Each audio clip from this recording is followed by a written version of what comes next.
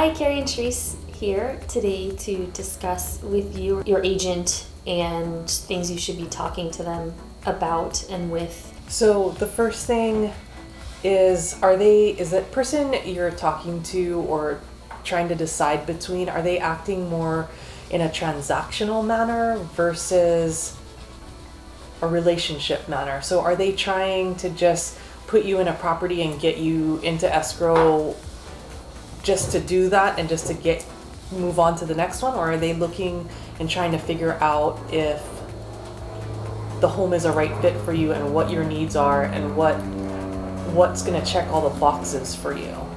Yeah, I think it's a personal relationship that you're creating with them rather than just the house. I mean, there's a lot of different pieces to picking where you live, I think. And it's a major purchase, and I think it can't be rushed just because your agent is in a rush to close something. Right. I think for us, I think that, we're creating relationships with people, and I think we've said this before, like, it kind of starts to feel like, they're your family, like you're working with them for long periods of time and you're really changing the course of their life. Another question you need to ask them are they full-time or not? Because if the agent you are trying to decide between is part-time and it has another full-time job that is actually paying their bills, there's a couple of red flags that come up with that. It could be that they're not going to be available to you when you need them the most if they're working another full-time job.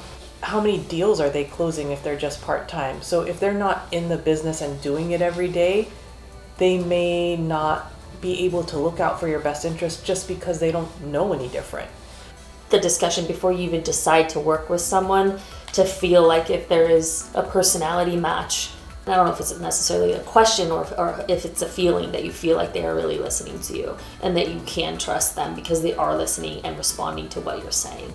I'm looking for this specific sort of property, and that they're sending you things that fit what you're looking for. Another thing you should ask your agent is if they have access to off-market properties. So everyone sees what's on the MLS and then goes to Zillow, Redfin, Trulia.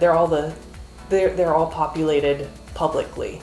So does the agent you're working with have access to listings that are coming soon, or maybe the seller doesn't want to put it on the MLS?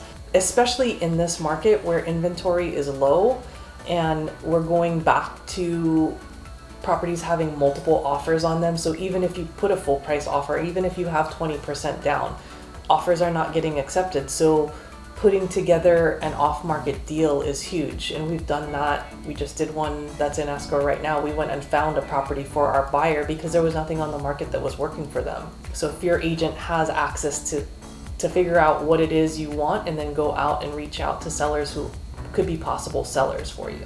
Okay, just to recap what we have discussed so far as agents and discussions as you're choosing somebody to work with. Somebody who is not just transactional based, not just one deal and gone. They're a full-time agent. They're doing this all day, every day. They have the experience that you need and deserve. That they're listening to your needs and figuring out what it is you want to see. They're not just wasting their time and sending you stuff that doesn't make sense. And they're hearing you. Yeah, they're hearing you, and there's that trust factor there. Mm-hmm. And then the last one is, do they have access to off-market properties?